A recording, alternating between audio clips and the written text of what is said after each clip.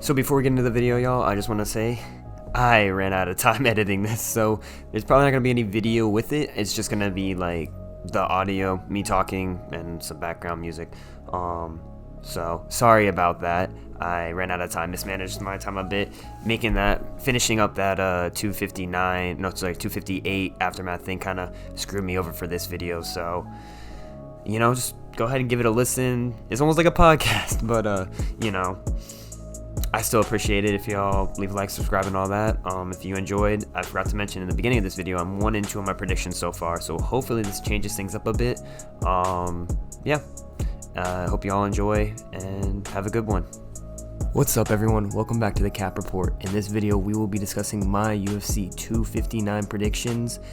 And wow, this card is amazing, man. 3 title fights. We got a champion versus champion fight. It's like, where do you start? So we got, just looking over the card real quick, we got, to open it up, Alexander Rakic versus Thiago Santos. Then following that, we have Islam Makhachev versus Drew Dober. And then we get into the big ones. Petr Yan versus Aljamain Sterling for the bantamweight title. Then we have Amanda Nunes versus Megan Anderson for the women's featherweight title. And finally, we have a champion versus champion fight in the main event. UFC middleweight champion Israel Adesanya is moving up to light heavyweight to fight light heavyweight champion Jan Blachowicz. We begin the card in the same division that we'll end it in, light heavyweight. A second-ranked Thiago Santos takes on fourth-ranked Alexander Rakic. Santos is coming off a 2-loss streak, which includes losses by submission to Glover Teixeira and a split decision loss to John Jones that was so close. Rakic is coming off a unanimous decision win versus Anthony Smith, so their fighters trending in somewhat different directions.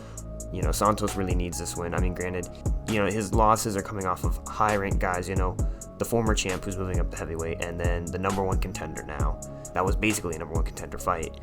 Both fighters have won a majority of their fights by knockout or TKO. Well, majority of their fights in the UFC by knockout or TKO. Santos has won 71% of them, and Rakic has won 75%, which means you can expect fireworks in this fight. There's a good chance if this fight ends, it's ending in a knockout. Rakic holds a 2-inch reach advantage, which could play an interesting role. I don't think it will play too much, but maybe that means that Santos has to he has to get inside a little more when he blitzes in, and it gives Rakic maybe a chance to catch him coming in. But if you look at the striking stats between these guys, career-wise, they're super close. In significant strikes landed per minute, Santos sits at 4.36, and Rakic sits at 4.66, so Rakic lands just slightly more significant strikes per minute. In terms of significant strike accuracy, Rakic is just a little ahead again. Santos sits at about 48% to Rakic's 54%, and then in significant strikes absorbed per minute, Santos absorbs just a little bit more at 2.32 per minute as opposed to 1.99 per minute for Rakic. The stats are similar, very, very, very close, but Rakic basically holds an edge in just about each of them. There's also a wrestling element for Rakic. Granted, he doesn't generally initiate that. The Anthony Smith fight, it was more of Smith was initiating that, and he kind of just, accepted that it was going to the ground and won on that end. But it could be an avenue for him to take. However, I don't see it being too likely, as he has only 28% career takedown accuracy and Santos has 64% career takedown defense. So number-wise, it's not looking great there, but it's still something to keep in mind. In terms of a path to victory for Santos, it's going to be a knockout or a TKO if he's winning. He's going to catch him standing up. I don't really see this doing much else. Probably catches him in a blitz. Yeah, there's not too much more to it really for Santos. It's pretty straightforward. He's going to catch him standing, probably going in on him. It's just a matter of if Rakic can outlast that blitz of damage, Can Santos put enough on him to get a TKO or just straight take him out? For Rakic, there's a couple different paths to victory, I think. Both 2 of them being that he outlasts maybe a blitz, catches him on a counter, heading back out. He catches Santos leaving on a counter, or maybe he survives the blitz from Santos and he pushes the pace after that. It's more or less how Glover Teixeira beat him, is that he took the damage and then he capitalized right after because Santos was tired. And then finally, I think there's a slight possibility that maybe he gets a win on wrestling. I don't think so, getting him to the ground and controlling it there, but I don't see it too likely. So all in all, considering all of this, I'm taking Rakic with a second round TKO. I think that he will outlast a blitz from Santos, and that he'll catch him after that. He'll drop him and finish him with ground and pound, and he'll get a TKO win. Moving on to the second fight on the card, we have in the lightweight division 14th ranked Islam Makhachev taking on unranked Drew Dober in what could be a fight that a future lightweight contender emerges from. Makhachev is on a 6-fight win streak, winning 7 of his 8 UFC fights, and Dober is on a 3-fight win streak of his own, all these wins coming off of knockout or TKO. The odds have Makhachev as a minus 335 favorite and Dober as a plus 250 underdog. And I agree with these odds. This fight is your classic wrestler versus striker fight. And then naturally this affects the stats of these fighters. It's something I've been looking at more for this card. And I think it's interesting. So you got Dober, who lands double the significant strikes as Makhachev, landing 4.66 per minute to Makhachev's 2.10. However, he's not as accurate with the striking, probably because he throws more, I would imagine. He's more of a, he's a much more of a striker. Makhachev is willing to take the fights to the ground.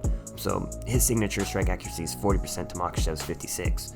Dober, he takes way more damage than Makhachev, which this one I think is really interesting. His significant strikes absorbed per minute is 4.12 to Makhachev's 0.76. Makhachev doesn't even quite average one significant strike absorbed per minute. Makhachev averages 3.40 takedowns per 15 minutes at a 68% rate, and Dober holds a 58% takedown defense rate. What this means is that I think Makhachev is going to be able to get this fight to the ground, right? He doesn't take a lot of damage, which granted, it's probably because he's not standing up as much as Dober, but if he's able to avoid taking damage and get the fight to the ground, then it's going to push a lot in his favor, right?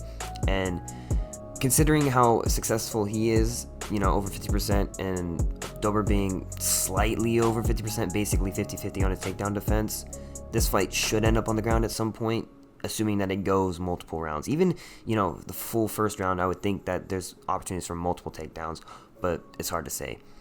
So looking at the path to victory for Makhachev, it's obviously getting the fight to the ground. I think from there's multiple avenues. He could get a decision win if he just decides to, ground control, get into strong positions, ground and pound, and, he can get a submission win. I think that's a slight possibility. There's not a big chance of that happening. He averages about, 0.8 submission attempts per fight. So he's averaging just under 1 submission. And then also ground and pound, right? That's obviously a chance. I think the most likely outcome, possible path to victory, is getting the fight to the ground, controlling through the ground game, some ground and pound, and ultimately a decision win. For Dober, I think his path to victory is a lot more limited. His best chance is to catch Makhachev early. He also maybe, if he's able to fend off some takedowns, he could either force it all the way to a decision win, or maybe he somehow catches him later in the fight. I don't see him doing much on the ground if it goes there. Yeah, so I think Dober has much more limited in what he can do in this fight as opposed to Makhachev, at least in terms of how he can finish this fight. Obviously, it starts standing, so he has a chance there. So ultimately, my prediction for this fight is Islam Makhachev winning by decision. Moving on to the next fight in the card, and our first of 3 title fights in the men's bantamweight division, we have the champion Petr Yan taking on the number 1 ranked contender Aljamain Sterling. 15-1, Petr Yan defeated Jose Aldo by 5th round TKO last July to win the vacant bantamweight belt. He is 7-0 in the UFC, including wins over Jose Aldo, Uriah Faber, and John Dodson. 19-3, Aljamain Sterling is on a 5-fight win streak, including wins over Jimmy Rivera, Pedro Munoz, and a massive first-round finish for Corey Sandhagen, where he put him to sleep with a rear naked choke in the first 90 seconds of the fight. The odds for this fight have both fighters sitting at minus 110, which I agree with. This fight feels super close. It has the best shot, I think, of being the most competitive and best fight on the card. Both of these guys, this fight is just so hard to pick, right? In my opinion, this is essentially a 50-50 fight. Both of these fighters like to pressure their opponents, which will make this fight interesting, especially considering the fight is in the Apex in Vegas, meaning it's a smaller cage. This helps Sterling with the takedown threat, and ultimately it helps whoever controls the pressure in the fight. If Yan controls the pressure, he's able to push Sterling back into the fence, and it gives him room to land. He can push him, get him chopped against the cage, start landing combinations. Yan is able to close the distance fast with heavy pressure, and he's willing to take shots to get inside his range if he has to, right? He has this technique where he'll step in, take a shot, step in with the other shot, power shot with his other foot stepping in, and then he just starts landing combinations after that. He also leads his opponents into shooting from range. He makes them think that they're in range. They shoot, and he catches them in a clinch. This could be important as well. Sterling holds a range advantage on Jan, roughly 4-inch reach advantage. So that could play an effect too. However, I don't see Sterling shooting too much in, like, desperately. Since he has the range and he's a very strong kicker, I can see him just trying to poke Jan from a distance and just, rack up points and damage. Both fighters are more multi-dimensional than they might seem. Sterling, who has won 42% of his fights by submission, he's a big-time wrestler, grappler. I think he's a college champion wrestler. He's a Brazilian Jiu-Jitsu black belt. But he has a strong stand-up game, and he holds great range, as I said, and he can land real damage from his kicks from distance, which could prove to be a big problem for Jan. Jan is known for his boxing style and his stand-up game, and he's won 47% of his fights by TKO or knockout. But when taken to the ground, he's been able to hold his own. It's hard to say because he hasn't maybe fought guys of Sterling's quality in terms of on the ground, but it's still, a good thing to mention that he's held his own, so he's more than just a stand-up fighter. This is a big orthodox versus unorthodox fight too. Jan is a perfect example of not orthodox, but he's a perfect example of like fundamentals, right? He's got that down perfectly, whereas Sterling is very unorthodox, that type of stuff. He's willing to break the rules and do his own thing. This pushes the fight to be, more than a wrestler versus striker style fight, as each can handle their own and the other's waters. In terms of statistics, Jan lands more significant strikes per minute, 6.32 to 4.82. The accuracy, they're both even on 50% striking accuracy. Significant strikes absorbed per minute, Jan takes a little more damage, 3.25 to Sterling's 1.94, and his striking defense is 3% lower at 63% to Sterling's 66%. So this kind of matches his style. As I said, he's willing to take those shots to get in and land more power punches and combinations. Sterling averages 1.89 takedowns per 50 minutes, and he has 29% accuracy rate in his takedowns, which can be deceiving because he doesn't necessarily need a takedown to get you to the ground. He can get on your back or something, right? Jan's takedown defense is a very solid 88%, so it looks like Jan has a solid chance of being able to keep the fight standing. The stats match his style as he sacrifices strikes absorbs at times to get inside and land power combinations, as I said before, hence his higher significant strikes absorbed and landed over Sterling. Jan gets better over time as the fight goes, which I think is important to acknowledge too. As the rounds advance into the championship rounds, he gets to be a better fighter. But he has to be careful of eating Sterling shots getting inside, right? You don't want to eat the wrong kick. You can end out on the floor. Jan's path to victories would be heavy pressure, controlling the cage, pushing the pace, landing power combinations, pushing Sterling to the fence where he can't go anywhere, getting those combinations and ending it in a TKO or knockout. This fight could go to a decision as well, which I can see Jan winning. Sterling's path to victory, he has maybe a little more. If he gets Jan's back, it's probably over. He can heavy pressure with striking and lead into takedowns. He can push him against the fence and get a takedown, ground and pound or into a submission. He can also hit heavy kicks from a distance, maybe leading to a knockout or a TKO. He drops Jan or something, finishes him off. But my prediction for this fight is Petrion by 4th round TKO. Now we move on to the co-main event in the women's featherweight division as Amanda Nunes takes on Megan Anderson. 20-4 Amanda Nunes is on an 11-fight win streak, including 8 title fights, finishing 7 of the 11 fights in that win streak. She's a double champion, holding both the women's bantamweight and featherweight titles, and is the #1 women's pound-for-pound fighter in the world. 11-4 Megan Anderson is on a 2-fight win streak, getting finishes in both of those fights, and is a former Invicta FC champion. Looking at the odds, Nunes is a huge, massive favorite here at minus 1,250, and Anderson is a plus 750 underdog. And honestly, as bad as it sounds, I agree with it. Nunes is just on another level. I saw Anderson say that she's the first true featherweight that Nunes is fighting, but I'm not buying into this at all. The UFC literally created this division for Chris Cyborg, so she's fought featherweights before, true featherweights. One important thing to note though is Anderson is significantly taller than Nunes. She's 4 inches taller and has a 4-inch reach advantage. One thing to keep in consideration is that Anderson is much taller than Nunes and she holds a reach advantage, both being 4 inches. She's 4 inches taller and has a 4-inch reach advantage. This means that Nunes will have to get inside in this fight. Her best bet is to get into the clinch, Her best bet is to get into the clinch, maybe do some dirty boxing, so some knees, elbows, and whatnot. Ultimately, she wants to get a trip or something, a takedown or a trip from the clinch, and get to the ground, and that's her best place to win from. It's in Megan Anderson's best interest to keep this fight standing, hold the distance if she can, force Nunes to come inside on her, right? Get her to cut inside, maybe shoot for a takedown. Make that the only way that she can, right? Catch her in a level change because she has to come in and shoot. Looking at the statistics, Nunes is a far more effective striker, landing 4.44 significant strikes per minute as opposed to 1.82 for Megan Anderson. She's 5% more accurate, 51% to 46%. She absorbs less strikes per minute, 2.47 to 2.94, and her striking defense is a lot better, 57% to 38%.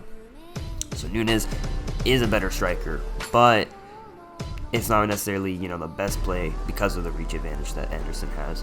Nunes averages 2.53 takedowns at 53% accuracy.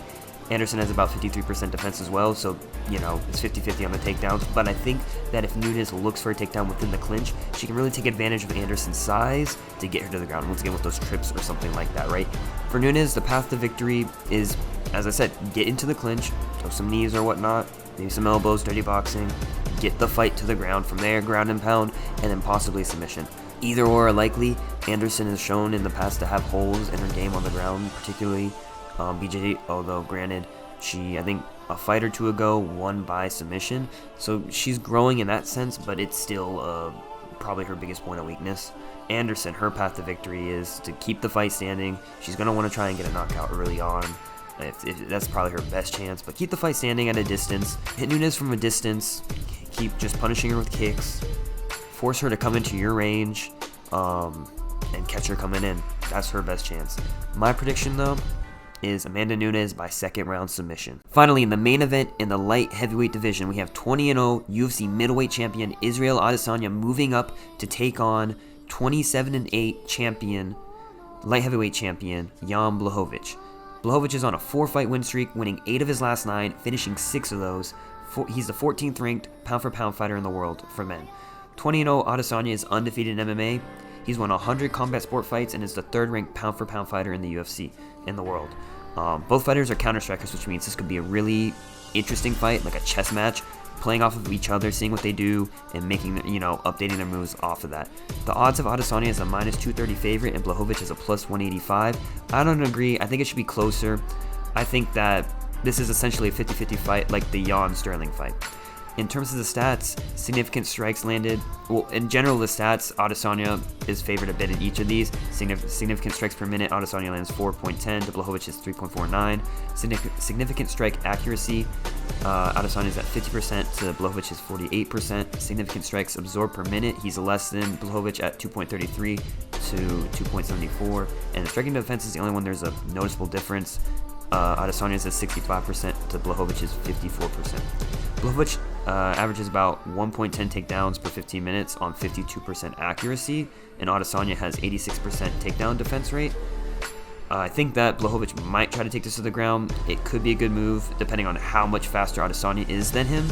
Blachowicz, I think that Adesanya's numbers in terms of takedown defense are a little higher than what they really are, because not too many guys try to defend or try to take him down. The fight could play out a lot of ways. Izzy puts guys in weird situations where if you rush in, he counters you, and if you stay outside, he'll pick you apart with leg kicks and body shots. He's a 2-inch reach advantage, which probably will play somewhat of a factor. They also will probably have a 20-pound weight difference because Jan weighed in at the max, but he's going to inflate probably back up to like 220-ish, and Izzy weighed in at the limit, or the lowest limit at, I think, 200, 201, something like that. So there could be like a 20-pound weight difference in this. Jan has crazy power, and it could be noticed because of this. It's hard to say. Izzy will be a lot faster, and he has precision on his side. So it's interesting to see where this plays out in that regard. I think also that Jan's body shots and leg kicks could be effective here. Something I don't see people talk about a lot, but he does actually use a lot of those. And in the Reyes fight, that did some damage. He left like a massive mark on Reyes after just a few body kicks. So I think that could play a big factor too.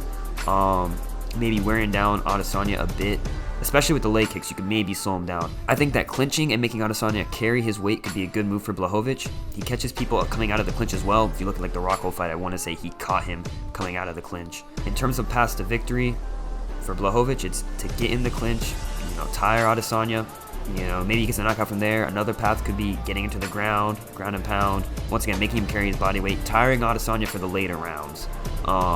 He could get a submission on the ground. And then I think a decision is also possible. For Adesanya, his path to victory, make Blachowicz rush in and you can counter him. You can pick him apart from afar, like I said before. He get a decision win. I think also, maybe just off of the speed advantage, he's just too fast for Jan, maybe, possibly, and he gets a knockout or a TKO somewhere in it. But my prediction is Jan Blachowicz by third round submission. I think that he tires him out, ultimately pulls off a submission in the later rounds.